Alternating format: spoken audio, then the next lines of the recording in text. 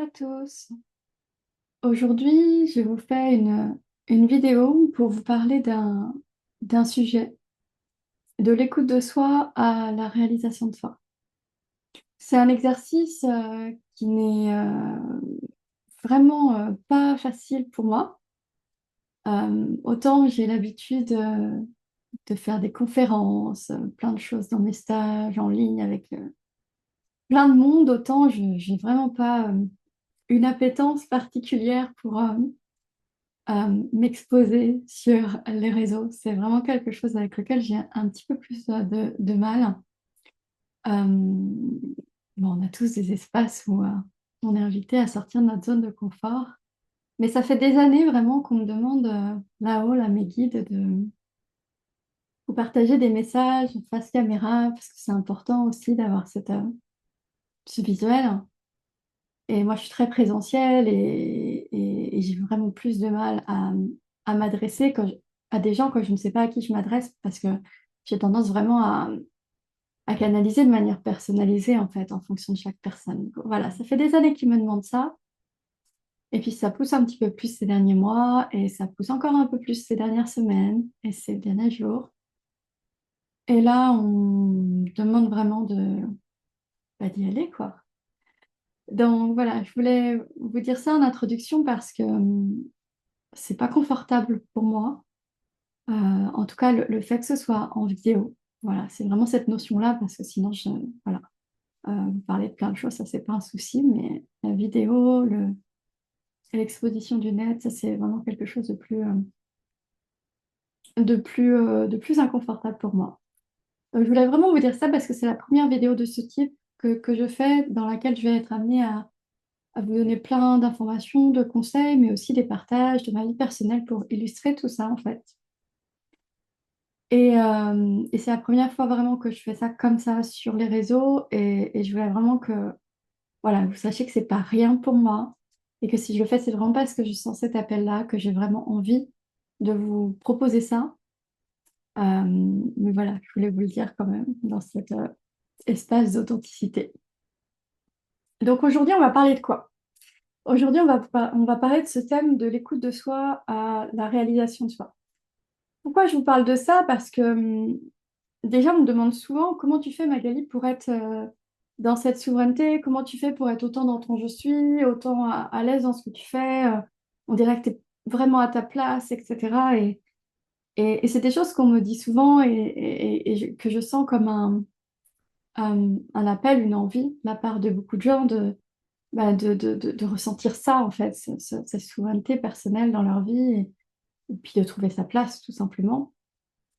Et j'avais envie de vous parler de ce sujet-là en premier, de l'écoute de soi à la réalisation de soi. Parce que tout part de l'écoute de soi. Pour se réaliser, c'est ce que je vais vous expliquer aujourd'hui, pour pouvoir trouver sa place, tout part de l'écoute de soi. C'est absolument fondamental du coup d'être dans de pouvoir ouvrir cet espace-là.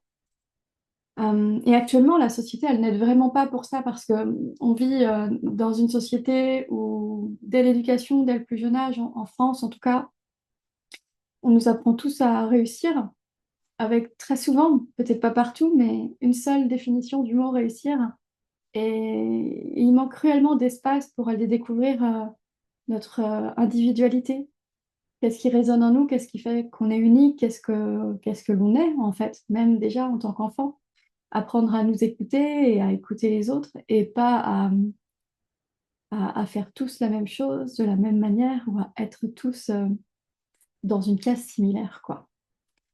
Donc forcément, si beaucoup d'enfants ne sont pas forcément dès l'école invités à cette écoute-là, alors peut-être que leur famille les invitera à ça, bien sûr, euh, et bien en fait, ça fait beaucoup d'adolescents, de jeunes adultes et même d'adultes qui arrivent à l'âge adulte et qui savent pas du tout qui ils sont, qui connaissent pas leurs valeurs, qui connaissent pas leurs besoins. Et puis, au premier truc qui leur tombe un petit peu dessus, ben, ils savent pas forcément comment réagir parce qu'ils n'ont pas cette connaissance et cette force-là qui donne toutes ces clés-là, en fait, ces ressources-là à faire face aux aléas de la vie aussi. Donc, c'est vraiment quelque chose d'hyper important pour plein de raisons, en fait. Pour vraiment plein de raisons. Mais c'est vrai que euh, la société dans laquelle on vit n'aide pas forcément, met pas forcément dans cette voie-là de nous amener à nous écouter dès le plus jeune âge. C'est pas une vérité absolue, hein, ce que je dis, mais c'est une tendance, en tout cas générale, qu'on peut observer. Et se connaître, c'est vraiment la plus grande ressource, puisque quand on se connaît, on va pouvoir bâtir sa vie en fonction de son orientation, en fonction de ses valeurs, en fonction de ses besoins, en toute autonomie, avec notre libre arbitre, en fonction de ce qui est notre vérité et pas celle du voisin, et avec responsabilité, parce qu'on est responsable de ça, on est responsable de notre bien-être, puis personne ne va le faire à notre place. Donc en fait, on a plutôt intérêt, si on veut, à arriver à se réaliser, à se saisir de ça à un moment donné, et puis à se dire, ben, moi, qu'est-ce que je veux en fait? Et je veux aller où et qui je suis et comment je découvre qui je suis et comment je m'aligne, comment je peux m'épanouir et vivre la vie que j'ai vraiment envie de vivre. Et tout, encore une fois, part de l'écoute de soi. Donc c'est de ça dont je voulais vous parler aujourd'hui. Vous verrez qu'à travers mon histoire que je vais vous raconter, mais aussi tout ce que je veux vous transmettre sur ce sujet-là, il va y avoir plein de clés possibles. Donc n'hésitez pas à mettre en pause, n'hésitez pas euh, déjà à vraiment vous offrir ce moment, si vous pouvez, en pleine conscience, d'être vraiment présent, parce qu'il y a des choses qui peuvent résonner en vous, qui ne résonneront pas forcément si on est occupé à plein de choses ou qu'on n'est pas vraiment là. Mais en même temps, ça vous appartient, évidemment. Et pourquoi pas prendre des notes, à mettre en pause et quand il y a des choses qui vous parlent, pour que vous puissiez vraiment faire quelque chose après. Et que ça dépasse l'inspiration et que ça puisse vraiment aller vous offrir des outils que vous allez pouvoir tester dans votre vie et voir ce que ça peut vous apporter. Donc n'hésitez pas. Et puis tout ce que je vais dire dans cette vidéo n'est qu'un reflet de ce que moi j'ai envie de vous partager, de mon expérience, de ce que mes guides m'ont transmis au fur et à mesure des années. Ce n'est pas une vérité absolue, c'est aussi ma vérité. Et sentez-vous libre de prendre et de laisser, de ne prendre que ce qui résonne en vous et puis éventuellement ce qui résonne en vous en agréable ou en désagréable pour comprendre des choses sur vous-même. Et puis bah, de laisser le reste et puis pourquoi pas de ne pas écouter si vous sentez que c'est pas pour vous, quoi. Euh, Moi, de toute façon, ce qui m'importe, c'est vraiment d'amener chacun, d'aider chacun à être dans son je suis. Et votre je suis, c'est pas le même que le mien, c'est pas le même que votre voisin. Et en fait, ça, c'est complètement OK.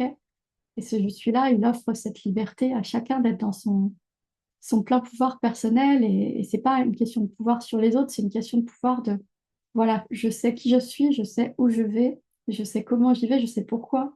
Et ça, c'est une force incroyable, c'est une base incroyable. C'est la meilleure base qu'on puisse avoir, une des meilleures bases qu'on puisse avoir dans la vie.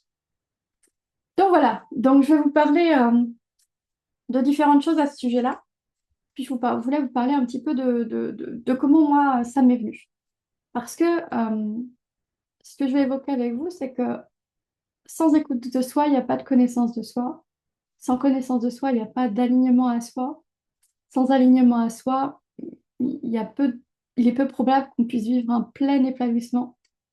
Et sans cette voie d'épanouissement, il est peu probable qu'on trouve une voie de réalisation où on va vraiment pouvoir sentir qu'on est à notre place, exactement là où on doit être et avoir un sentiment de se réaliser pleinement, en fait, dans notre vie.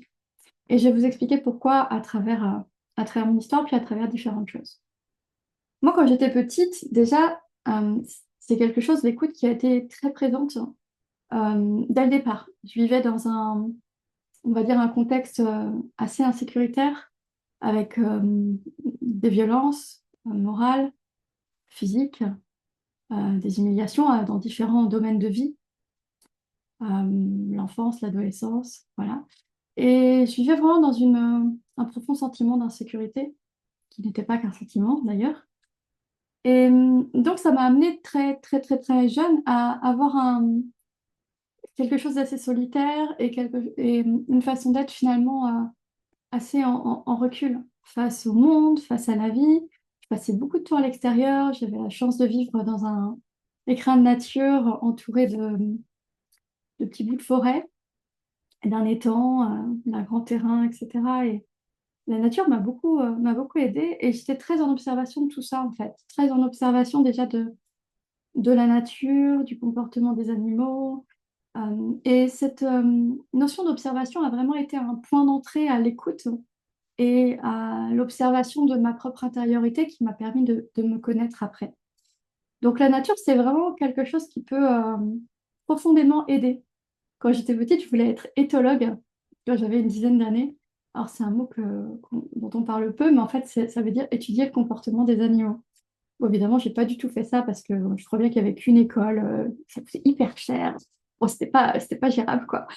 Et je me suis orientée vers autre chose plus tard, mais j'en ai souri à 18-19 ans parce que à 10 ans, je me suis dit, tiens, j'aimerais bien être psychologue, mais j'avais déjà pris une autre voie. Donc, je voulais pas changer la voie dans laquelle j'avais commencé. Et je me suis dit, c'est drôle, je voulais étudier le comportement des animaux. Finalement, après, je voulais étudier le comportement des humains. Et puis, finalement, j'étais vraiment dans cette compréhension des choses, de la nature, des animaux, des gens, de l'univers, de la vie, très, très jeune, en fait. Et il y avait vraiment des sujets qui me passionnaient, comme beaucoup d'enfants, comme beaucoup d'adolescents, autour de la nature, de l'univers, du cosmos, des mystères de la vie, et puis plus tard de la psychologie, de la philosophie. C'est vraiment des sujets qui m'appelaient énormément. Donc j'étais vraiment très en observation de la nature, mais aussi du monde extérieur. Comme j'avais ce retrait et ce côté solitaire, mais du coup j'avais un peu que ça à faire, quoi, j'ai envie de dire. Donc je passais beaucoup de temps à observer aussi la nature humaine et à capter en fait ce qui faisait qu'un tel pouvait agir de telle ou telle manière, pourquoi il pouvait ressentir telle ou telle chose. Et très rapidement, je sens que j'acquiers une forme d'écoute fine, assez proche de la vérité, alors que je côtoie pas forcément les personnes, hein, ça pouvait être des gens que je croisais, simplement à travers l'observation. Bon, en réalité, il y avait déjà ma médiumnité parce que je voyais aussi d'autres choses à côté et je pense que ça a aidé. Mais pas que ça, hein. Je pense que vraiment, c'est parti quand même de l'observation, à la fois ma médiumnité, puis cette écoute de moi. Puis je dis souvent, l'écoute subtile de l'univers, de notre âme, de nos guides, en fait, ça passe par l'écoute subtile du soi, corps, âme, esprit. Parce que si on est capable, si on sait s'écouter soi-même, en fait, c'est le même espace de réception. C'est peut-être pas la même fréquence, mais c'est le même espace de réception que la manière dont on reçoit les messages de notre âme, de l'univers, de nos guides. Donc, en fait, le meilleur moyen de comprendre cette subtilité de ces ressentis-là, c'est déjà de commencer à nous écouter nous-mêmes pour pouvoir développer une écoute à plus grande échelle à un moment donné. Donc il y avait cette observation. Et vraiment, j'avais une recherche de compréhension, vraiment très très jeune, d'essayer de comprendre comment les choses fonctionnaient, ce qui amenait une chose avec une autre. Ça, c'est toujours resté. J'ai toujours cet esprit d'analyse avec un côté très terre et très pragmatique, tout en étant médium, ce que certains peuvent trouver un petit peu déconnant, mais pourtant ça ne l'est pas du tout. Et, euh, et voilà, donc c'est le premier sujet, c'est l'observation, l'écoute, parce que ça va vraiment amener, on va voir après une connaissance de soi. Parce que comment on pourrait vraiment se connaître si on n'écoute pas ce qui résonne en soi, si on n'écoute pas, par exemple, tiens, là, mon corps, il a des tensions, il n'en avait pas ce matin, qu'est-ce qui a fait que les tensions, elles sont arrivées entre-temps? Tiens, je me sens frustrée là ou en colère. Bah, tiens, j'étais pas non plus il y a une heure. À quel moment ça s'est déclenché? Quel a été l'événement déclencheur? Ah, tiens, c'est peut-être une discussion, quelque chose que j'ai entendu. Pourquoi ça m'a fait ça en fait? Pourquoi ça m'a mis dans la tristesse ou dans la colère? Qu'est-ce qui a résonné en moi? Quelles blessures en moi? Quelles parts en moi ont été touchées par ça qui ne concerne pas forcément l'autre, ou ce qui a été dit, ou ce qui a été fait ou entendu, mais qui vient réveiller une part de moi-même. Et là, on commence à avoir une connaissance de soi à chaque fois qu'on est dans l'écoute et dans l'observation. On commence à pouvoir sortir de nos œillères et pouvoir voir comment on fonctionne et pouvoir commencer à être dans, au-delà d'une connaissance de soi, une conscience du soi. Une conscience de nos schémas, une conscience de nos limites, une conscience de nos croyances, une conscience de notre fonctionnement, une conscience de notre personnalité, de nos atouts, de nos forces, de nos talents, mais aussi de nos failles et de nos faiblesses, de là où on aimerait bien s'améliorer, même si on ne va pas le crier sur les toits du monde. Mais voilà, en fait, ça nous amène une conscience, une connaissance et une conscience, et cette conscience, elle ne peut vraiment venir que de cette écoute subtile. Donc dans la vie, je commence comme ça, dans cette insécurité, et puis très très très jeune, hein, j'ai 9 ans quand je décide vraiment, on va dire, de me dire, bah, très bien, puisque c'est comme ça, je vais me débrouiller vraiment toute seule et je vais rien devoir à personne. Bon, évidemment, vous vous doutez bien que plus tard, il faudra que et on m'a amené à travailler, à réouvrir ça, réouvrir l'espace du cœur, réouvrir la réceptivité. Mais à l'époque, c'était vraiment une façon de survivre, tout simplement, et ça va m'amener dans vraiment une hyper indépendance, une hyper liberté. Moi, très rapidement, je vais me mettre au centre de ma vie, je vais créer ma vie à partir de mon centre, à partir de ce que moi je veux, de mes valeurs, de mes besoins que je vais apprendre à connaître entre-temps, et à poser mes limites. Et très très vite, je me rendrai compte après dans mon début de vie professionnelle, c'est que en fait, la plupart des gens ont fait le chemin inverse, c'est-à-dire ils donnent tout d'abord autour d'eux, et après ils auront à apprendre à se mettre au centre de leur vie. Moi, j'ai appris d'abord à me mettre au centre de ma vie tout en donnant et en étant très généreuse, ça n'empêche pas l'autre, mais toujours en prenant compte de moi en fait. Et aujourd'hui, j'apprends plutôt à être dans une dévotion inconditionnelle, puis à me mettre de côté dans mes besoins. Donc j'ai fait un peu le chemin inverse, c'est assez drôle, mais parce que j'avais ce rôle-là aussi à avoir pour pouvoir accompagner des personnes et des femmes en particulier pendant toute une première partie de mon activité professionnelle entre, entre 30 et 37 ans, quoi. Et donc, cette hyper-indépendance-là, elle me mène vraiment à une notion de responsabilité, de prendre la responsabilité de mon bien-être, parce que je me dis à partir d'aujourd'hui, je vais compter que sur moi et je vais être capable, en fait, et je vais y aller. Et j'avance comme ça, donc je commence à être certes dans la survie, mais un peu déjà dans cette responsabilité, cette liberté-là, cette grande liberté, qui est certes excessive à ce moment-là de ma vie, mais qui m'apporte énormément dans la réalisation de mes objectifs et dans le fait de me guérir, d'avancer, de grandir, etc. Et puis je vais arriver à un moment donné à une période où tout s'écroule. Bon, on a tous des périodes comme ça, hein, des périodes où tout roule et puis d'autres où tout s'écroule. Où tout s'écroule, c'est comme si ouais, tout ce que j'avais pas pu vivre quand j'étais enfant, que la vie m'avait finalement donné à l'adolescence, et puis que d'un seul coup, on me le retirait comme une petite carotte qu'on te donne. Moi, c'est vraiment comme ça que j'avais senti quand j'avais 18 ans, 17, 18 ans, puis finalement, ah, bah non, en fait, non. Tu vas pas garder ça, tu vas pas vivre ça. Là, ça s'écroule parce que ça fait référence à toutes mes blessures de rejet, d'humiliation, d'abandon, euh, de tout ce qu'on veut, en fait. Donc là, ça s'écroule. Là, ça s'écroule complètement, et puis je pars en études. Et puis, je vais être amenée à travailler d'autres choses. Après, voilà, je traverse beaucoup de choses, je vous passe les détails, parce que de par cette insécurité-là et cette violence-là, j'ai vécu aussi beaucoup d'autodestruction. Euh, Parce que quand on vit une rage, quand on ressent ce que c'est la rage à l'intérieur de soi qui nous bouffe et qui a envie de sortir, en fait, et qui doit sortir par tous les moyens, bah, ça ne nous amène pas toujours vers de l'amour de soi. Parce que du coup, quand ça veut sortir, ce genre de truc, c'est soit ça sort dans quelque chose d'un peu violent à l'extérieur, soit d'un peu violent envers soi. Euh, donc voilà, je grandis avec ça et en même temps avec cette liberté. Et puis j'arrive à, on va dire, 22, 23 ans. Donc j'avais déjà conscientisé ma médiumnité à 18 ans, même si je ne la maîtrisais pas à ce moment-là, évidemment. Et puis je suis dans la dépendance affective à ce moment-là.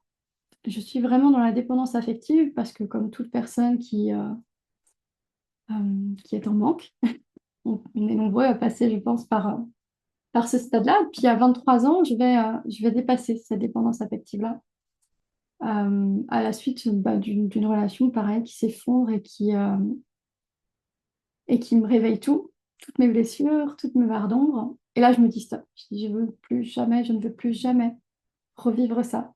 C'est fini. Et c'était une relation très fusionnelle, c'est une relation totalement excessive, hein, évidemment, comme toute relation dépendante. Malsaine avec du recul, mais on s'en rend pas forcément compte quand on est dedans, qu'en fait, on vient nourrir notre propre ombre et nos propres blessures à travers la dépendance de l'autre. Et donc, je me dis, OK, là, je me rends compte, en fait, que jusqu'à 23 ans, j'en ai 41 aujourd'hui, jusqu'à 23 ans, en fait, j'ai été cette personne euh, qui faisait tout pour que tout soit parfait, que tout soit bien, qu'il n'y a rien à dire de moi, que je rentre bien dans les clous, etc., etc. J'étais pas encore, j'étais dans une liberté d'être moi, mais pas une vraie liberté. Parce qu'en réalité, j'étais moi sur certains aspects, puis j'étais pas complètement moi sur d'autres, puisqu'il y avait cette forme de dépendance qui finalement me faisait sortir de mon vrai moi. Et puis je me rends compte que je suis cette personne et je me rends compte que je suis comme un avatar de moi-même. Et je me dis, si cette personne-là que je suis, que j'ai construite pour finalement inconsciemment aller chercher l'amour de l'autre à travers la dépendance, si je ne suis pas cette personne-là, ben qui je suis? Et là, je me dis, mais aucune idée de qui je suis.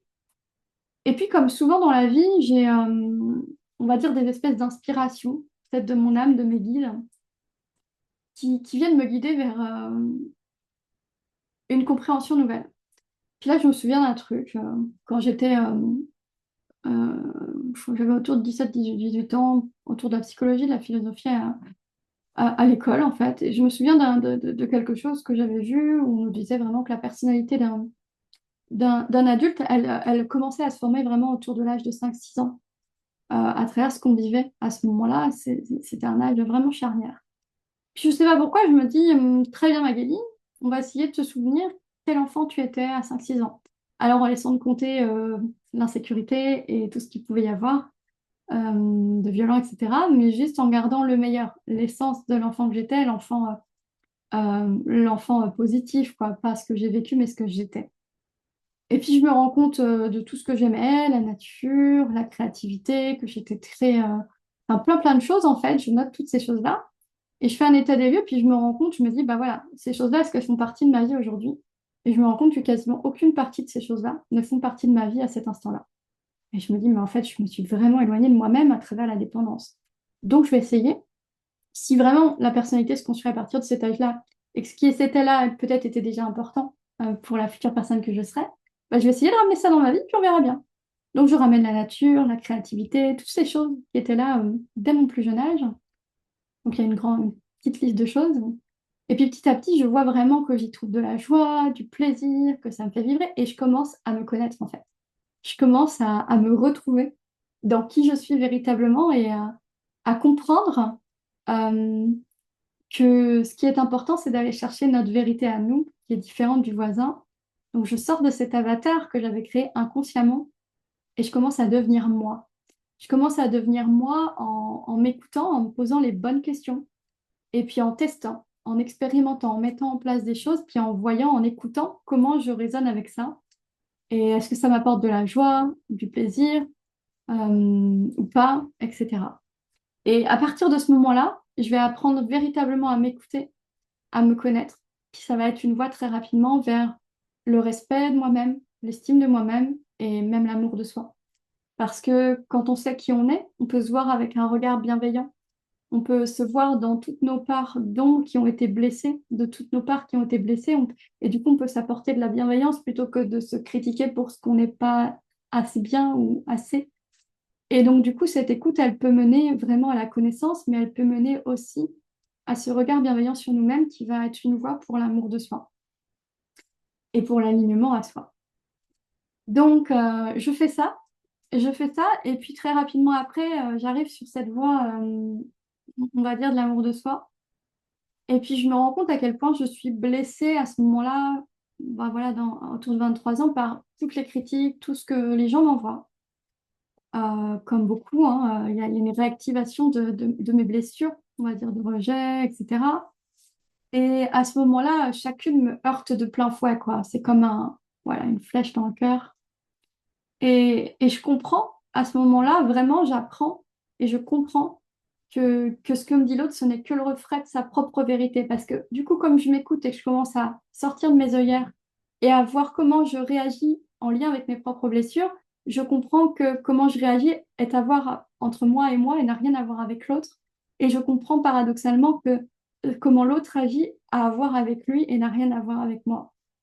Donc, je commence en même temps que de me comprendre et de m'aimer, à accepter l'autre aussi et à prendre et laisser, mais sans pour autant projeter.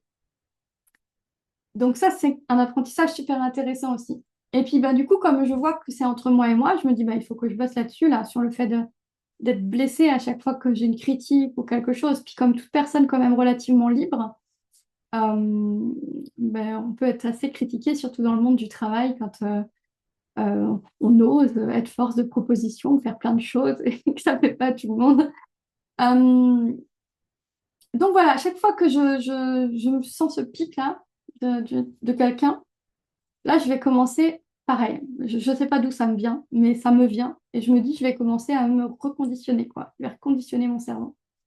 À chaque fois que j'entends une critique, je coupe court tout de suite. Parce que je remarque par l'écoute de soi que dès que j'entends quelque chose, c'est comme quelque chose qui s'enracine. Ça va venir blesser. Et si je commence à écouter la blessure, alors que je la connais déjà, évidemment, il ne faut pas être en déni de ses émotions, mais moi, je la connais déjà, cette blessure. Je l'ai déjà identifiée. Donc, je n'ai pas besoin de la réécouter 10 000 fois. Je sais ce que ça active. J'ai déjà compris ce que ça active. Donc à ce moment-là, plutôt que de la laisser s'enraciner en moi, et là, je peux être numéro toute la journée ou toute la semaine, je me dis, je vais couper court parce que je la connais, j'ai pas besoin de comprendre autre chose, donc je vais couper court. Donc dès qu'il y a cette blessure-là qui s'active à travers une critique, par exemple, je dis non, non, non, non, non, non, je ne laisse pas ça s'enraciner. Et là, je me dis, j'ai un mantra qui me vient, qui dit, je sais qui je suis quelqu'un de bien, je sais qui je suis quelqu'un de bien, je sais qui je suis quelqu'un de bien. Et je me répète ce mantra-là, en fait. Je me répète ce mantra-là une fois, deux fois, trois fois, quatre fois, cinq fois. Je dis, je sais, j'essaye de me souvenir, est-ce que Magali, tu as fait quoi que ce soit de mal dans cette situation? Non. Est-ce que tu aurais pu faire mieux ou différemment? Non. Est-ce que tu as quoi que ce soit à te reprocher? Non. Est-ce que tu as fait de ton mieux? Oui. Bon, et bien alors tu n'as pas à vivre cette blessure comme si ça venait réveiller un tu n'es pas assez. Parce que c'est ça qui se passe quand il y a la blessure de l'autre. Si on est blessé, c'est parce que quelque part une part de nous croit en cette vérité. Sinon, ça nous passerait complètement au-dessus. On n'est pas blessé quand on n'y croit pas. On est blessé parce qu'une part de nous y croit à à cette attaque, en fait. Croit qu'on ne n'est pas assez bien, ou ça vient en fait révéler simplement nos blessures. Donc à ce moment-là, je me dis non. Bon, je me pose les bonnes questions quand même, parce qu'il faut se remettre en question. Il y a des moments où j'aurais pu être en faute, évidemment. Et si vraiment je n'ai rien fait, je me dis, OK, je sais qui je suis quelqu'un de bien, je sais qui je suis quelqu'un de bien. Et je coupe vraiment court avant que ça s'enracine et que vraiment je sois dans un mood négatif toute la journée.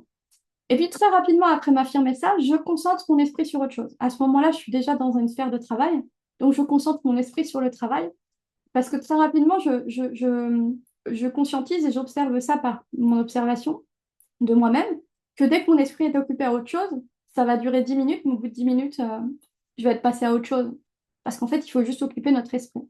Donc, je coupe court, je dis non, je récite mon mantra et je me concentre sur autre chose. Et là, je squeeze complètement le truc, sachant encore une fois que je le connais, en fait. Je l'ai déjà interprété et analysé avant, donc je n'ai pas besoin de le refaire à ce moment-là. Sinon, je l'aurais fait. Bien sûr, j'aurais pris le temps de l'accueillir, de l'écouter, de le comprendre. Et en fait, je passe à autre chose. Et je vais me répéter ça vraiment pendant, ça va me prendre au moins 2 ans. Au moins 2 ans à chaque fois. Et c'est arrivé, franchement, une tonne de fois. Ça arrive surtout dans le milieu du travail. C'était un milieu en plus où il y avait vraiment beaucoup de femmes. Il y avait beaucoup de jalousie. Donc, je me le répétais encore, encore et encore, assez souvent, en fait. Et, euh, et du coup, au bout de 2 ans, 2 ans et demi, je me rends compte d'un seul coup que ça me passe au-dessus. Que j'en ai mais vraiment plus rien à faire de ce que les gens pensent de moi. En tout cas, des critiques qu'ils peuvent avoir sur moi. Parce que je me connais et je me respecte suffisamment pour savoir que si j'ai rien fait de mal, j'ai pas à, à appuyer sur le bouton de mes blessures qui ne me concernent pas, qui concernent uniquement l'autre. J'en ai assez avec les miennes. C'est déjà suffisant, quoi. Donc là, à partir de ce moment-là, je commence à travailler sur l'amour de moi-même. Et puis, je commence aussi à côté de ça à faire des choses qui vont me challenger. Pour accepter mon corps, par exemple, je me dis, bah, tiens, je vais oser m'exposer, me montrer à la piscine, des choses comme ça, des choses qui vont me challenger, me faire sortir de ma zone de confort et qui vont m'aider à petit être dans l'acceptation à la fois de moi, d'un point de vue physique, mais aussi d'un point de vue mental, personnalité, etc. Donc cette écoute et cette observation, d'abord de la nature, m'amène à l'écoute subtile de moi, m'amène à la connaissance de moi et m'amène finalement au respect et à l'amour de moi-même. Après, c'était un vrai reconditionnement du cerveau, mais ça, c'était très enrichissant parce que du coup, à ce moment-là, je comprends qu'en fait, le cerveau, c'est comme un ordinateur. Et que ce qui a été conditionné, même si c'est pas facile, il peut être déconditionné, reconditionné. Mais ça demande du temps, de la persévérance, de ne pas lâcher, jusqu'à ce qu'un jour, en fait, ça devienne une habitude et que, bah, là, en fait, ça y est. En fait, j'ai une autre façon de voir et j'ai transformé mes croyances d'avant en des croyances, en un autre système de pensée plus aidant et plus en accord avec qui je suis maintenant. Euh, donc ça mène vraiment vers cette voie-là. Et puis, euh, et puis bah forcément, sur ce chemin-là, à force de m'écouter, d'observer des choses sur comment je réagis, bah, j'apprends à connaître mes valeurs et mes besoins. Les valeurs, les besoins, c'est deux choses différentes. Le besoin, c'est vraiment quelque chose qu'on n'a pas et qu'on va aller chercher à l'extérieur pour le ramener vers soi, pour satisfaire un besoin que l'on a pour être bien. La valeur, c'est quelque chose qui fait déjà partie de nous. C'est notre structure psychique, c'est un peu notre colonne vertébrale. C'est ce que l'on est, qui est fondamental pour nous et on ne peut pas faire sans, on ne peut pas faire autrement que de véhiculer cette valeur-là parce que ça fait partie de nous. Et du coup, ça ne demande pas de notion d'effort du tout de véhiculer cette valeur, si bien qu'on la partage naturellement avec le monde, que ce soit à travers ce que l'on est, à travers ce que l'on dit, pense ou à travers ce que l'on fait. Donc la valeur, elle part de l'intérieur et elle va vers l'extérieur. Elle nous permet de rayonner vers l'extérieur, là où le besoin, on le ramène vers l'intérieur pour le satisfaire. Donc les besoins, les valeurs sont deux choses différentes. Et forcément, à travers cette écoute, on commence à identifier des choses. J'ai besoin de ça. Puis dans notre tête, il y a des choses qui vont se mettre en place. On va entendre des discours. Ça, c'est fondamental, c'est important pour moi, ou j'ai besoin de ça. Et quand on entend j'ai besoin de ça, bah, c'est que c'est un besoin, quoi. J'ai besoin de temps, j'ai besoin d'amour, j'ai besoin de sécurité, etc., etc. Mais ce qui est intéressant, des fois, c'est d'aller derrière ce besoin-là, parce que souvent, il y a d'autres besoins qui se cachent derrière. Et en se posant les bonnes questions, on peut vraiment aller voir et aller découvrir ce qu'il y a vraiment comme vrai besoin derrière et quelles sont leurs origines. Et là, c'est vraiment un travail intéressant à faire sur soi, dans cet auto-questionnement-là. Donc, une fois qu'on connaît nos valeurs, nos besoins, à travers l'écoute, la connaissance de soi, on peut aussi identifier nos croyances qui peuvent être aidantes ou limitantes et sortir de nos œillères. Et puis, on peut identifier nos limites, que ce soit celles qui sont aidantes ou limitantes, là encore, le non qu'on dit pour se respecter, mais aussi les limites qu'on met quand on rejette l'autre inconsciemment parce qu'on a peur qu'il nous blesse. C'est aussi une limite, mais qui là peut être aidante à un moment donné ou devenir limitante à un moment donné quand ça empêche de vivre d'autres choses. Ça dépend pour chacun, à quel moment de vie, etc.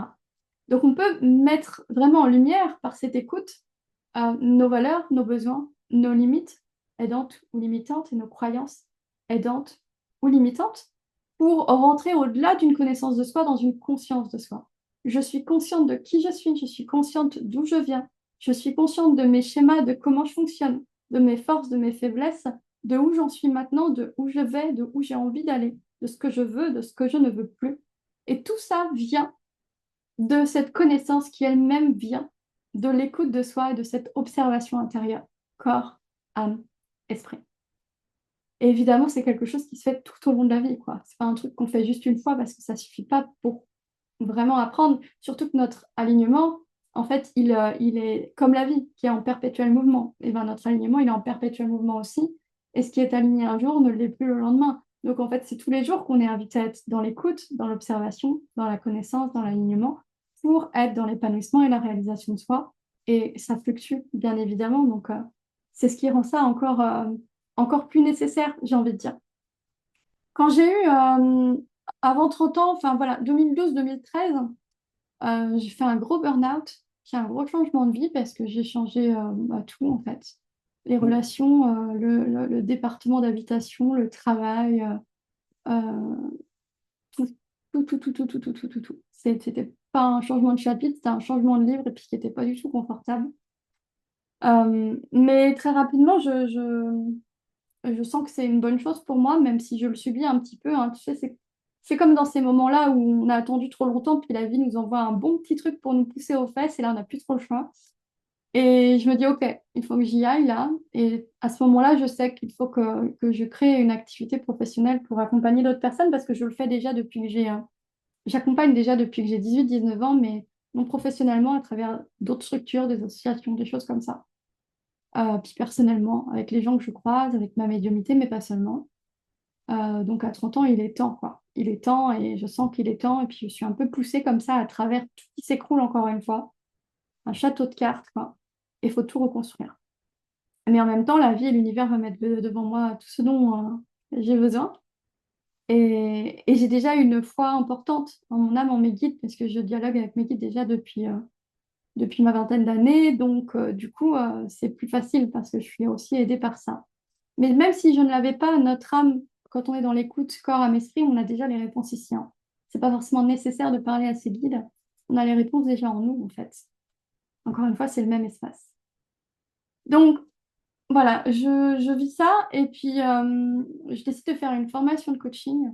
Donc j'étais fière de cette formation à l'époque parce que je me cachais bien derrière ma petite pancarte de coach, coach personnel et professionnel certifié d'État. C'est un bac plus 5, donc un titre NCP. J'étais bien contente de me cacher derrière ma plaque parce que mine de rien, j'avais encore besoin de reconnaissance à ce moment-là. Et puis très rapidement, en fait, là-haut, ils vont me dire non, non, ça va pas. J'étais frustrée parce qu'en fait, je ne pouvais pas faire venir ma médiumnité, l'énergétique là-dedans, parce qu'il y avait vraiment une posture pro qui était béton, quoi, mais qui laissait pas entrer la possibilité de la médiumité, quoi.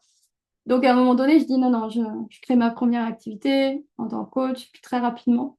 Et je vais enlever le mot coach, même si vraiment c'est une essence que je porte. Et puis je vais rajouter cette médiumnité qui fait partie de ma vie déjà depuis bien longtemps, et puis très peu de temps après l'énergétique aussi. Et c'est drôle parce que quand j'ai fait ma formation de coaching en 2015, ouais, je crois que c'était 2015, 2015, 2016, 2016 après j'ai créé mon activité. Et, euh, et en fait, je me suis dit, mais en fait, je me suis coachée toute ma vie. Ça a été comme une évidence en fait. Je découvre ça en fait, formation professionnelle. Et en fait, tout me paraît complètement évident. C'est ce que je fais déjà sur moi depuis X temps, quoi. Donc évidemment, j'apprends des nouveaux outils, tout ça, mais en fait, dans l'essence du coaching, rien de nouveau en soi pour moi, quoi.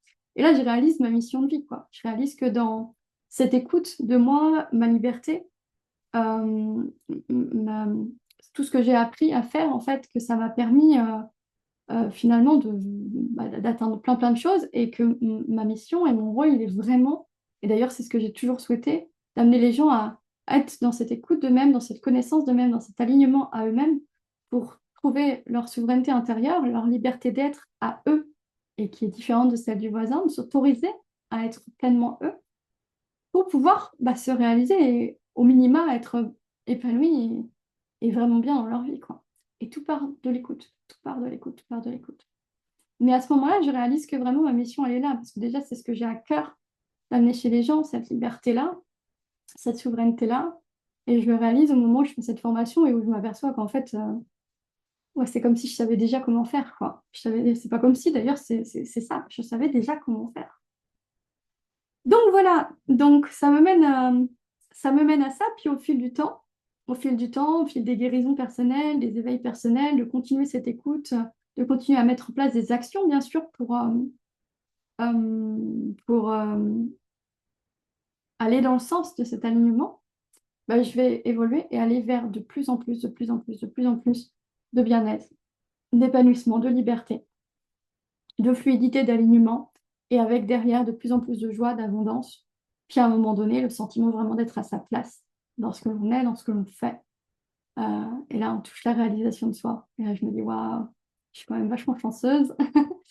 Et en même temps, tout vient de là, tout vient de l'écoute, tout vient de ce mécanisme-là que j'ai commencé très jeune. Donc, sans écoute, sans observation, sans introspection, il n'y a pas de connaissance de soi. Sans connaissance de soi, il n'y a pas d'alignement à soi. C'est comme un bateau avec personne au gouvernail. Ça revient à dire, je me laisse porter, on verra bien, advienne que pourra. Peut-être que la vie me fera du bien, mais peut-être qu'elle va me faire du mal. Mais on n'est pas du tout acteur de notre vie à ce moment-là. Alors que si vraiment on est dans cette écoute qui nous amène la connaissance et l'alignement, on peut être non seulement acteur de notre propre vie, mais du coup on peut décider pour nous-mêmes de ce qu'on veut, en pleine responsabilité de nous-mêmes pour nous-mêmes, et du coup dans une pleine liberté aussi d'incarner la vérité qui est la nôtre. Et ça ne peut être que une voie vers l'épanouissement et la réalisation de soi. D'où l'intérêt de vous dire, voilà, on parle aujourd'hui d'un thème de l'écoute de soi, à la réalisation de soi, parce que l'un ne va pas sans l'autre, pour moi en tout cas, dans mon expérience, puis dans ce que j'ai reçu de mes guides aussi. Donc voilà, ce que je voulais vous dire à travers ça, c'est que en fonction de où vous êtes, c'est vraiment le chemin de toute une vie. Mais c'est vraiment tous les jours qu'on peut se poser cette question-là et qu'on peut vraiment être dans l'écoute et dans l'observation pour pouvoir être dans cet alignement et cet épanouissement. Donc vous pouvez trouver cette écoute à travers le silence, la contemplation, la méditation, pour écouter ce qui se joue en vous, à travers la nature, l'observation intérieure, l'observation extérieure, dans tout ce qui va vous faire écho, en agréable comme en désagréable, parce que tout va venir vous toucher, vous, intérieurement, par rapport à qui vous êtes et à votre histoire. Vous pouvez vous demander tous les jours, OK, aujourd'hui, même plusieurs fois par jour, comment va mon corps? Comment va mon cœur? Comment va mon esprit aujourd'hui? Est-ce que mon corps va bien? Est-ce que mon cœur va bien? Est-ce que mon esprit va bien? S'il va bien, qu'est-ce qui fait qu'il est bien? S'il va pas bien, qu'est-ce qui fait qu'il n'est pas bien? Et on déroule le fil en arrière pour retrouver le point d'origine et pour pouvoir comprendre ce qui s'est passé, en quoi ça nous fait écho, à quoi ça nous ramène de notre vie d'avant souvent, et qu'est-ce qu'on peut faire pour apaiser les choses, laisser les choses, acter les choses différemment, les vivre différemment, etc., etc., etc. Donc, comment va mon corps, comment va mon cœur, comment va mon esprit, comment je ressens telle ou telle situation dans la vie. Est-ce que ça résonne en moi de manière positive, de manière négative? Et est-ce que ça résonne de manière négative pour me faire travailler ou parce que ça ne me convient pas? Qu'est-ce qui me convient ou non? Qu'est-ce que j'ai envie ou qu'est-ce que je ne veux plus dans ma vie? Tout ça, ce sont des questionnements qui sont absolument fondamentaux. Donc, c'est important d'être curieux, puis de se poser à soi-même plein de questions, d'être dans cette réflexion, d'être dans cette observation de quoi j'ai besoin en ce moment, etc., etc. Parce que c'est à travers ça, en fait, qu'on peut vraiment apprendre à se connaître. Et puis, il y a une deuxième chose, c'est que dans les besoins, il y a une forme de hiérarchie. Alors, peut-être certains d'entre vous connaissent la pyramide de Maslow, qui est une pyramide des besoins. Et puis, bah, évidemment, les besoins de réalisation de soi, ils sont tout en haut de la pyramide. Et tout en bas, on a les besoins de survie, donc avoir un toit, se nourrir, se loger. Ensuite, on a les besoins de sécurité, qui peuvent être des besoins de sécurité physique, mais des besoins de sécurité émotionnelle aussi. On a des besoins d'appartenance à un groupe, etc., des besoins d'estime de soi, des besoins de réalisation de soi. Et évidemment, bah, c'est une pyramide, hein, donc voilà, si déjà on ne se sent pas en sécurité en bas, c'est difficile d'atteindre le haut de la pyramide. Donc, c'est bien d'écouter nos besoins, mais il faut être conscient que souvent, nos premiers besoins à écouter, ce sont nos besoins primaires, les besoins de survie, les besoins de sécurité. Parce que si on ne se sent pas en sécurité, comment est-ce qu'on pourrait se sentir suffisamment serein et libre pour pouvoir s'épanouir et se réaliser, quoi? On peut se réaliser que quand on a une base solide, cette base du je suis, mais cette base aussi de venir d'abord nourrir et satisfaire nos valeurs et nos besoins, en particulier nos besoins en premier lieu. Parce que quand on en est à la réalisation de soi, on a déjà satisfait nos besoins, puis on en est à rayonner vos valeurs, quoi. On est dans un autre cadre, à un autre level. Donc, bah, en fait, on commence aussi là où on est et en fonction de nos besoins actuels. Moi, des fois, j'ai des gens qui viennent me voir et qui me disent, bah, en ce moment, je veux absolument réussir dans mon activité professionnelle de thérapeute, par exemple. Mais là, financièrement, c'est compliqué. Je ne perçois pas assez d'argent pour vivre, mais je veux... Voilà, et ils concentrent toute leur énergie à faire qu'ils gagnent plus d'argent. Et ils en oublient de, est-ce que c'est juste que je vive de cette activité aujourd'hui? Est-ce que c'est juste, est-ce que c'est prêt pour moi? Est-ce que c'est prêt par rapport à mes blessures? Est-ce que c'est prêt par rapport à l'ici et le maintenant, à ma personnalité, à mes ressources? Est-ce que c'est ce que l'univers, est-ce que c'est ce que j'ai choisi de venir incarner dans cette vie? Et oui, on peut décider avec notre libre arbitre, mais si c'est pas prêt, si c'est pas juste, bah on va être en résistance avec notre tête à dire moi j'ai besoin d'argent, plutôt que d'être dans notre cœur de je suis là parce que c'est le moment pour moi, que tout est aligné, que c'est ce que je suis, c'est ce que je veux faire et c'est OK pour moi. Et il y a une grande différence entre les deux. Et si on met toute notre tête à dire je veux réussir à tout prix, souvent on est déconnecté un petit peu de la mission. Et donc du coup, on en perd un petit peu notre latin, quoi. Donc, les besoins de sécurité, les besoins de survie, c'est les premières choses auxquelles il faut s'attarder.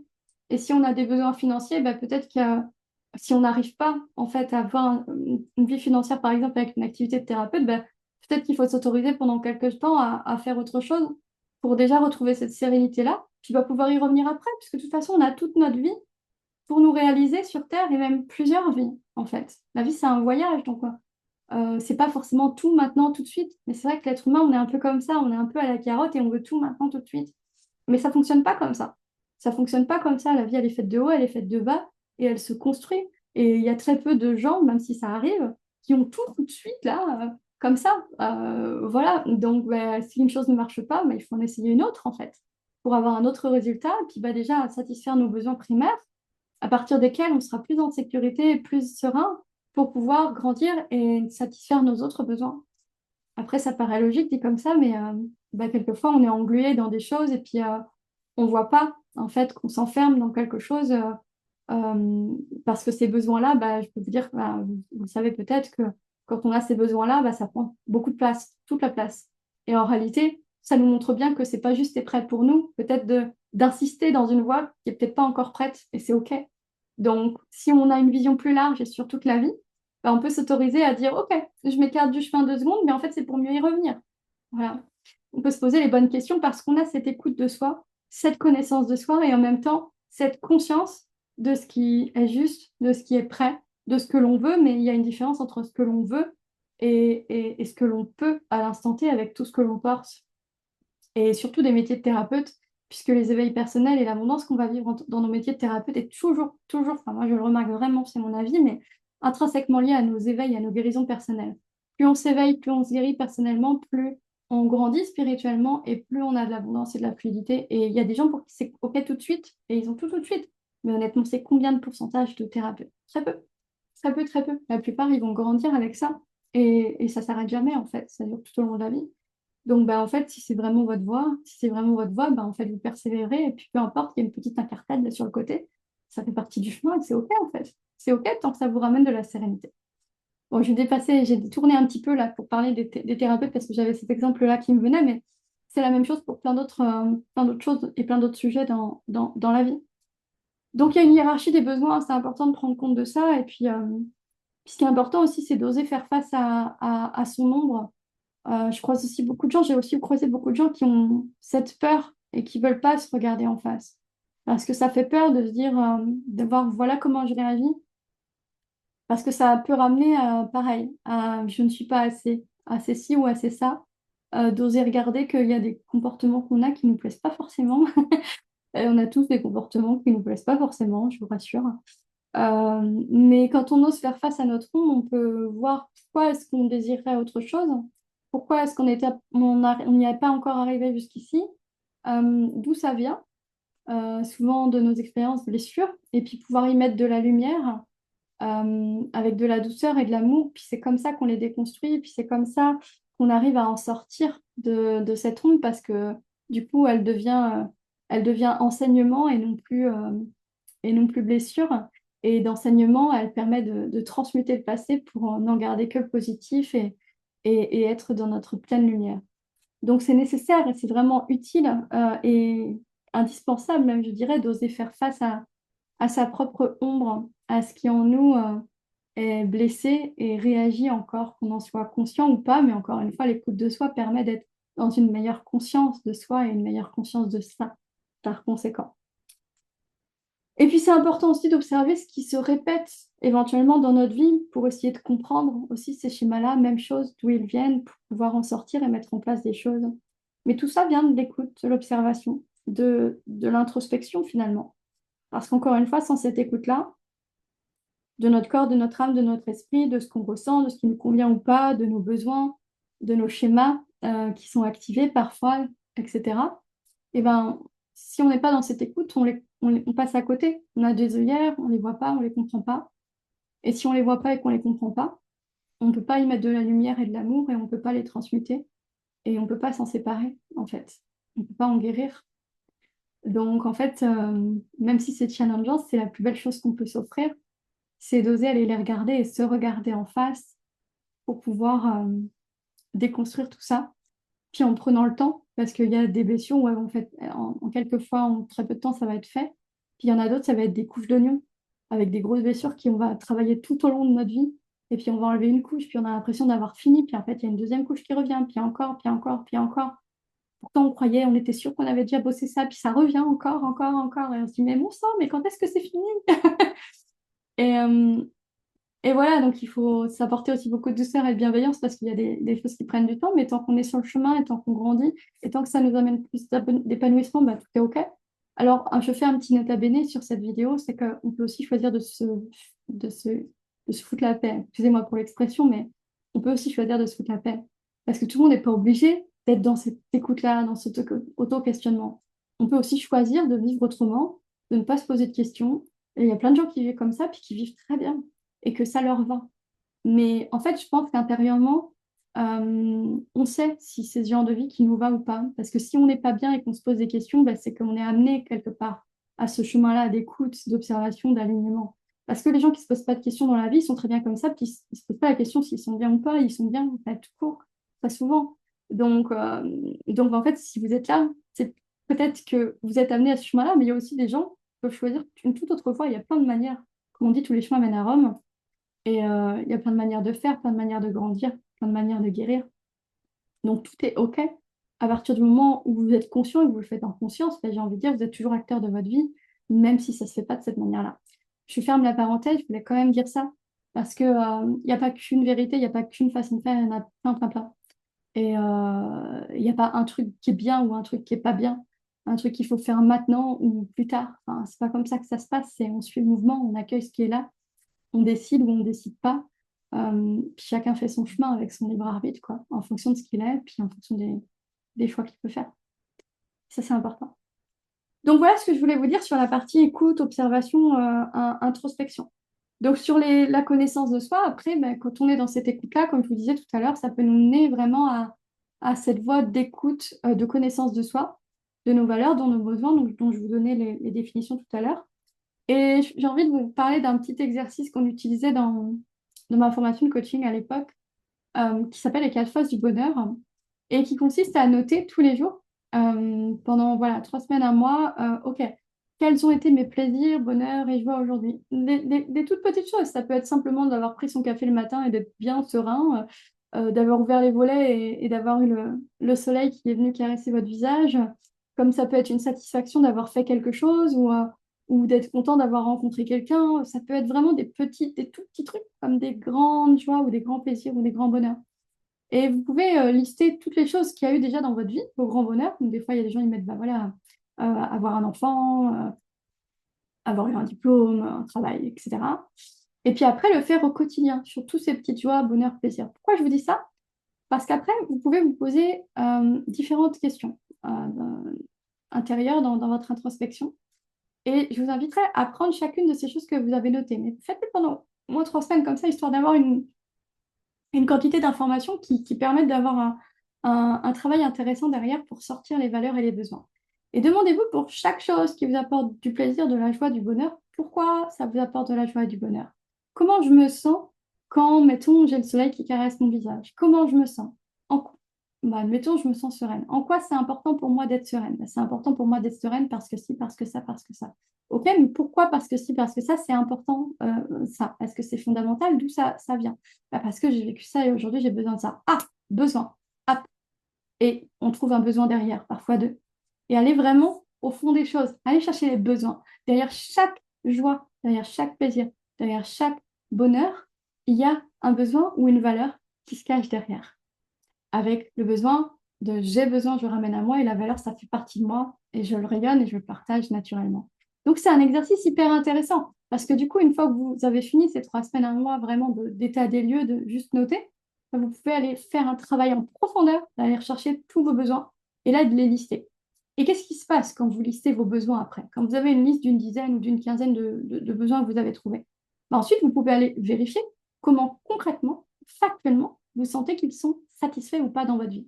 Puis vous pouvez mettre une note de 0 à 10. 0, c'est pas du tout satisfait, 10, c'est complètement satisfait. Comment j'estime que ce besoin-là, il est satisfait dans ma vie à l'heure actuelle?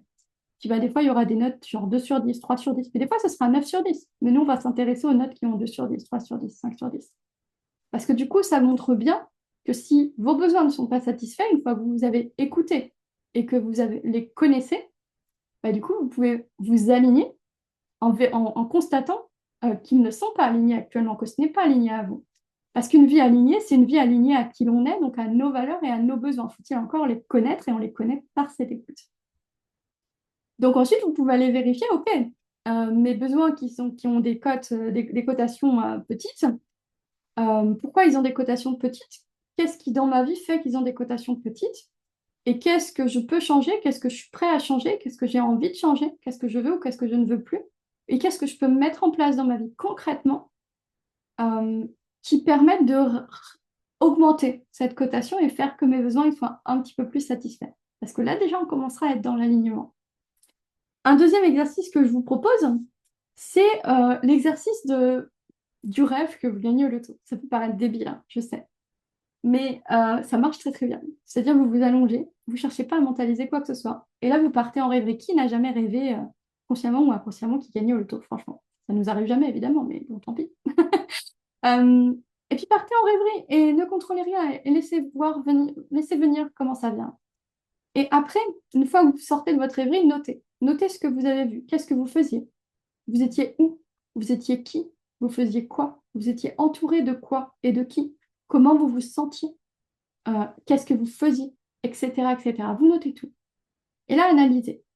Parce qu'évidemment, il y a des choses que vous ne pourrez pas mettre en place dans votre vie, ce n'est pas la question. Là, l'idée du loto, c'est de pouvoir sortir de ses carcans et de ses œillères pour s'autoriser à voir des choses, à voir grand, en fait, à voir si tout était possible. Si j'avais tout le temps, tout l'argent, toute l'énergie nécessaire, qu'est-ce que je voudrais être? Et c'est ça que ça nous dit la rêverie de j'ai gagné au loto, quoi. Parce que ça nous offre du temps aussi derrière. Et là, vous en apprenez aussi sur vous-même, sur ce que votre âme, elle désire vraiment vivre dans votre vie. Et du coup, vous pouvez demander qu'est-ce qui est réaliste et réalisable? Est-ce que c'est réalisable aujourd'hui ou dans un certain temps? Et qu'est-ce que je peux mettre en place aujourd'hui pour commencer à cheminer sur cette voie qui m'amènera forcément vers plus d'alignement et donc vers plus d'épanouissement, de bien-être et de liberté. Donc ça, c'est un deuxième exercice que vous pouvez faire. Pour ceux qui préfèrent, il y a aussi l'exercice de la lettre du futur. On écrit une lettre à notre moi futur. Euh, Ça peut amener aussi, pareil, des prises de conscience, des réflexions intéressantes qui vous permettent de mettre en exergue des valeurs, des besoins. Donc ensuite, on va pouvoir travailler tout ça. Et puis, vous pouvez aussi faire un autre exercice, oui, je suis en train de penser à ça, qui est un petit peu de faire le déroulé de votre histoire. Pas pour revivre les choses difficiles, mais juste pour repenser à tout ce que vous avez traversé, à tous les moments, voilà, à partir de votre âge adulte, donc à 18 ans, à 19 ans, à 20 ans, à 25 ans, et vraiment vous faites tous les ans. Où j'étais à ce moment-là, qu'est-ce que je faisais à ce moment-là, comment je me sentais à ce moment-là. Prenez le temps de vous immerger dans chaque souvenir, puis de noter les temps faibles où vous n'étiez pas bien et les temps forts. Puis dans un deuxième temps, une fois que vous avez tout noté sur tous les âges jusqu'à aujourd'hui, bah, prenez le temps de réfléchir, OK, qu'est-ce qui vous a permis de remonter vers un temps fort après, vers le prochain temps fort qu'il y a eu? Quelle a été la ressource en vous ou à l'extérieur de vous qui vous a permis de remonter? Et souvent, vous constatez que la vie, elle est cyclique et que, en fait, ça fait des vagues et qu'il y a des hauts et des bas, mais qu'en fait, il y a toujours un haut après un bas et que vous avez toujours été capable de vous en sortir. Et là, vous allez pouvoir découvrir vos propres ressources et vos propres talents. Des ressources peuvent être intérieures dans la personnalité, une capacité de résilience, de courage, ou peu importe, ou des ressources extérieures avec des personnes ou des choses qui vous ont aidé. Peu importe, mais vous notez vos ressources et vous notez vos talents, les choses qui vous ont aidé dans le fil de votre histoire à réagir, à rebondir et à aller vers du mieux de nouveau. Parce que ça va aussi vous apprendre énormément en connaissance de vous-même. Ça, c'est aussi une chose que je voulais vous dire par rapport à la connaissance de soi. Il y a d'autres choses que je voulais aborder aussi avec vous, c'est que ouais, pour sortir de vos croyances, vous pouvez aussi demander tiens, que ferait un ami? Dans cette situation, si j'avais un ami en face de moi à la terrasse d'un café qui me racontait cette situation qui en fait est la mienne, et que je m'immergeais vraiment dans le fait que je suis en train de parler à cet ami qui me raconte son histoire à lui, qu'est-ce que je lui dirais? Pourquoi? Parce que ça permet tout de suite de défocaliser de ses œillères et de voir sous un autre angle. Et souvent, on se dit, bah, je lui dirais ça, ça, ça, ça, et c'est des choses qu'on n'ose pas forcément se dire à soi-même. Donc, ça permet de sortir de ce qu'on ne voit pas de nous-mêmes et puis trouver des solutions et des voies vers plus d'épanouissement. Euh, Ensuite, derrière chaque chose positive ou inconfortable qu'il y a dans la vie, je vous disais tout à l'heure vraiment de vous poser des questions sur comment on réagit aux choses. Bah, en fait, il y a forcément quelque chose qui se trame. Dès qu'une chose nous apporte une grande joie, bah, c'est qu'il y a quelque chose derrière qui vient être nourri. Donc, c'est intéressant d'aller chercher quoi pour mieux se connaître. Dès qu'il y a quelque chose qui est inconfortable pour nous, C'est que, il y a quelque chose qui est réveillé de notre propre histoire et en même temps qui est un tremplin pour en sortir et aller vers du mieux. Donc, qui est un tremplin à la fois de connaissance, mais en même temps d'alignement et d'épanouissement. Je prends l'exemple de cette vidéo qui n'est pas confortable pour moi. Moi, être devant plein de monde en présentiel, c'est pas un souci du tout, parce que je sais qui est là, je les regarde dans les yeux, mais être exposé sur une toile où je ne sais pas qui regarde, pour moi, c'est de l'ordre de l'exposition. L'exposition, pour moi, ça signifie insécurité. Et puis, bon, bah, par rapport à ma propre histoire, c'est assez raccord, quoi. Donc, forcément, c'est pas confortable. Mais tout ça, c'est entre moi et moi, c'est mes croyances personnelles. Et puis, c'est à moi de travailler ça, quoi. Donc, derrière chaque chose qui est inconfortable ou derrière chaque chose qui est vécue de manière désagréable, bah, il y a aussi quelque chose de nous-mêmes à comprendre. Et puis, quand c'est prêt, quand c'est juste, et puis quand on le décide, à actionner pour, euh, pour en sortir et vivre autre chose de plus juste et d'aligné, en tout cas si on en a envie, évidemment. Et puis, sur la connaissance de soi, la dernière chose que je voulais vous dire, c'est que le corps, l'âme et l'esprit, ce sont trois choses différentes et euh, qui n'ont pas forcément toujours la même réponse sur une même situation. Donc, c'est important aussi d'être dans l'écoute subtile pour mieux connaître notre corps, notre âme, notre esprit, comment ils fonctionnent et essayer de discerner les choses. Pourquoi? Parce que je vous donne un exemple. Hum, Alors, je ne vais pas vous donner un exemple personnel, là, je vais vous donner un exemple d'une personne que j'ai croisée un jour dans un festival et puis qui était là, et puis une jeune femme qui avait 24 ans et puis qui avait décidé une interruption volontaire de grossesse parce elle n'avait ni les moyens, enfin, elle ne se sentait pas d'être mère à ce stade de sa vie, et c'est complètement OK pour elle. Elle était très à l'aise avec cette décision. Et puis elle arrive dans ce cercle, hein, sur cet espace-là, puis elle nous raconte son histoire, et puis elle nous dit, je ne comprends pas, parce que depuis que je fais cette interruption volontaire de grossesse il y a 8 mois, je suis en pleine dépression, je ne vais pas bien du tout. Et en fait, je ne comprends pas du tout. Pourquoi? Parce que j'étais tellement à l'aise avec cette décision, en fait. Sauf que, ben voilà, on est un corps, une âme et un esprit. Donc, notre corps est la mémoire de notre corps. Ce que notre esprit décide et ce que notre âme vit, c'est deux choses différentes, notre âme et notre cœur. Notre esprit peut dire, moi, je suis totalement OK, je suis totalement raccord avec ça. Ça n'empêche pas que notre âme, derrière, elle peut quand même vivre un deuil et une souffrance. Et ça, on le constate souvent pas dans nos émotions, puis dans les discours intérieurs qu'on peut avoir entre nous et nous. Donc en fait, les deux ne sont pas forcément toujours raccords. Et là, du coup, il y a une dualité, et du coup, des fois, on ne se comprend pas parce qu'on se dit, mais merde, j'étais vraiment sûre de moi pourtant. Je comprends pas pourquoi je ne suis pas bien, quoi. Euh, voilà, donc corps, âme, esprit ne vont pas forcément avoir la même vision des choses. Donc être dans cette écoute de soi, et dans cette connaissance de soi et dans cette conscience du soi, ça permet aussi de voir ces différentes parts et ces différentes facettes de nous, de comprendre ce qui se joue, d'y mettre du sens et du coup de pouvoir prendre le temps d'aller mieux, même si du point de vue de l'esprit, tout était OK, quoi. C'est un exemple parmi tant d'autres. Moi, je l'ai vécu aussi dans ma vie, ça. Et c'est vrai que c'est extrêmement inconfortable parce que dans la tête, on dit, bah si, mais pourtant, c'était complètement OK pour moi de faire ça. Puis bah, derrière, on ne comprend pas pourquoi on ne va pas bien. Et on a l'impression de laisser une part de nous dans cette histoire, littéralement, parce qu'en fait, c'est comme si on choisissait une part de nous contre une autre part de nous-mêmes, en fait. Donc, du coup, bah, ça nous met en dualité et en manque de sens. Mais on est un corps, une âme et un esprit, encore une fois. Donc, cette vision-là, elle est aussi importante pour comprendre des fois ce qui se trame derrière ce que l'on vit. Donc voilà, ça c'est ce que je voulais dire par rapport à la partie connaissance de soi. Je vous ai donné des clés, des outils, des idées pour l'écoute, l'observation. Là, je vous ai donné des clés, des outils, des idées pour la partie connaissance de soi. Ce qui nous amène à l'alignement. L'alignement à soi qui est la mise en action, la mise en mouvement pour prendre des décisions. C'est vraiment un temps où on vient acter des choses pour respecter cette connaissance de soi, donc respecter nos valeurs, nos besoins, nos limites, nos croyances qui sont aidantes pour nous, etc., etc. L'alignement, il vient vraiment de cette écoute chaque jour, puisqu'il nous dit que puis-je faire aujourd'hui pour respecter mes besoins, mes valeurs, mes limites, que ce soit en apprenant à dire non ou d'autres manières, ou que ce soit pour être moins parasité, moins limité sur certains sujets de vie. Donc, c'est vraiment le moment de la décision, de l'affirmation, de l'action, guidée par l'énergie intérieure du soi, puisque notre cœur et notre âme connaissent le chemin, et qu'on s'est suffisamment écouté pour savoir qui l'on est et ce que l'on veut. Donc, on peut être prêt à le mettre en action et à savoir que c'est la bonne décision, puisque on se connaît. Donc, on sait que c'est ce qui est juste et bon pour nous. Donc, ça permet déjà d'amener vachement plus euh, d'aide aussi à la prise de décision, cette écoute et cette connaissance de soi.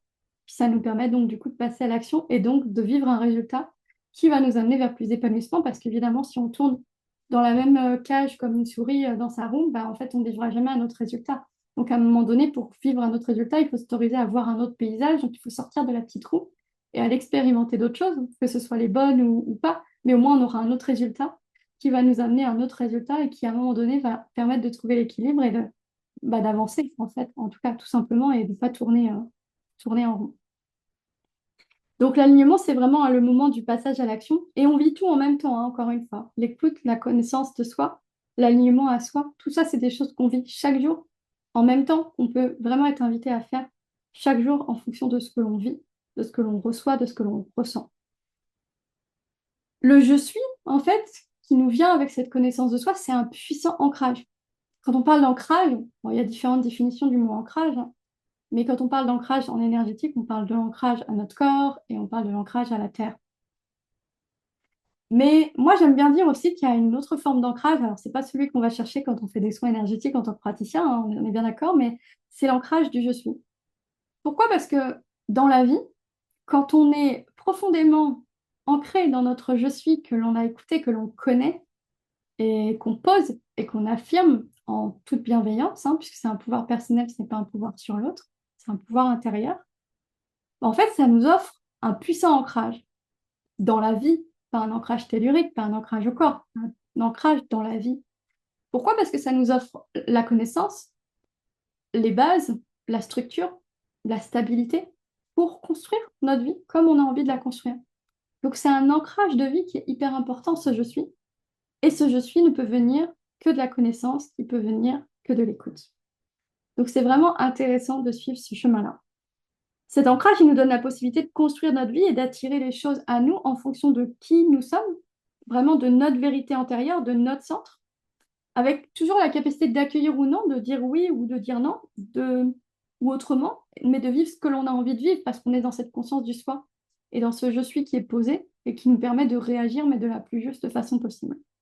Donc, il nous donne vraiment la possibilité d'attirer à nous tout ce qui va être juste et bon pour nous parce qu'on va se mettre au centre de notre vie à travers cette connaissance de notre je suis. Et quand on incarne son essence, son alignement, sa vérité intérieure, ben, on va vers plus d'épanouissement, de liberté. Et dès lors qu'on est aligné, en fait, systématiquement, il y a des ouvertures de portes qui se font, il y a plus d'abondance, il y a plus de fluidité, comme dans tous ces moments où on a l'impression que les choses, vous savez, coulent de source.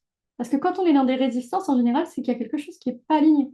C'est peut-être pas toujours le cas, mais quand même très souvent. On ne va pas non plus englober et faire des vérités toutes faites, mais voilà, ça arrive quand même très souvent. Donc ça nous amène à se poser des bonnes questions sur qu'est-ce qui n'est pas aligné ou qu'est-ce qui fait que ça résiste et que je peux faire là maintenant et que je suis invitée peut-être à mettre en place là maintenant pour aller vers plus de liberté, d'abondance, d'épanouissement, de bien-être. Et c'est vraiment quelque chose qui bouge à chaque instant par conséquent, parce que ce qu'on est prêt à être ou à faire, à guérir, à transmuter, à mettre en mouvement bah, il y a 5 ans, c'est pas la même chose que maintenant, c'est pas la même chose que demain.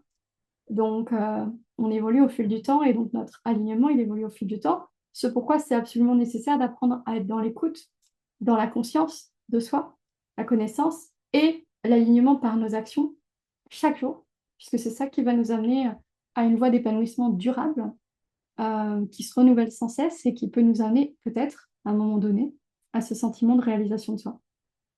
L'épanouissement qui en découle, c'est vraiment un moment pour incarner encore plus nos valeurs, rayonner notre essence et nos talents dans le monde, parce qu'on en a tous des talents, des dons naturels.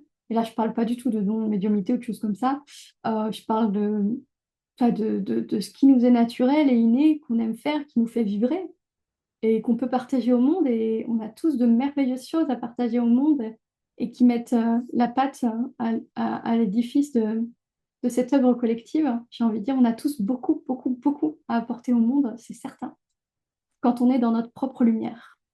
Et du coup, on peut rayonner et on peut tous inspirer, on peut tous aider, on peut tous, euh, par le fait d'être nous-mêmes, être à notre place et aider d'autres à être à leur place aussi. Il n'y a pas besoin d'être thérapeute pour ça. Il y a juste à incarner qui on est et à être pleinement soi, puis à le rayonner dans le monde. Et là, on est vraiment, on peut être inspirant pour plein de gens. Et tout le monde fait ce travail-là tous les jours, en fait, même sans vous en rendre compte. C'est ça qui est chouette. C'est ça qui est bon. On participe tous à cette œuvre-là. Et quand on est dans cet épanouissement-là, où on est vraiment à rayonner nos valeurs, c'est une invitation aussi à prendre notre place, à créer notre vie, celle que l'on veut, au sein du collectif, avec tous les défis que ça peut représenter. Et puis, d'oser écouter nos rêves, d'oser les mettre en place au moment où c'est juste et bon pour nous, si on s'en sent capable et que nos autres besoins sont satisfaits à côté de ça, évidemment. Euh, et puis voilà, célébrer nos réussites, apprendre de nos échecs, suivre nos rêves. Et ça nous mène à un moment donné forcément vers plus, plus, plus, plus, plus. Plus d'épanouissement, plus de bonheur, plus de joie. Et en même temps, la vie, c'est un voyage.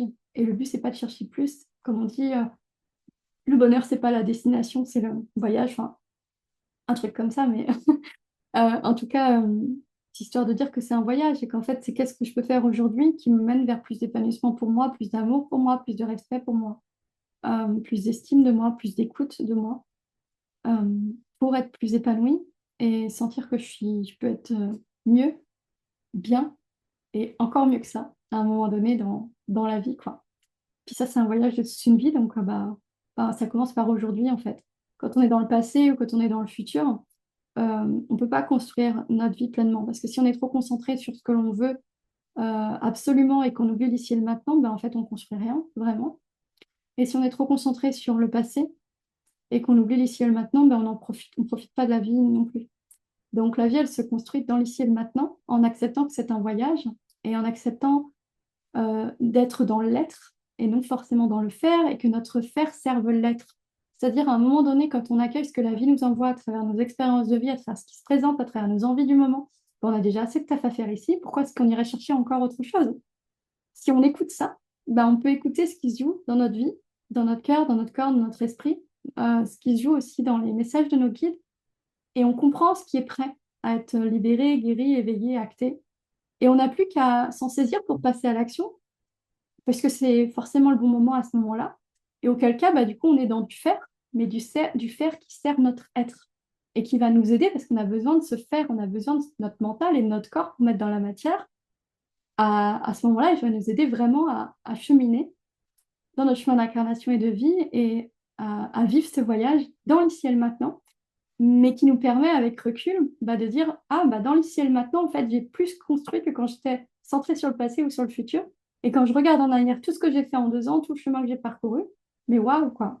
Waouh. Et pourtant, dans l'ici et le maintenant. Parce que ce n'est que dans l'ici et le maintenant qu'on peut réellement construire, qu'on est pleinement vivant. Comme on dit, le passé n'existe plus, le futur n'existe pas encore, seul le présent existe véritablement.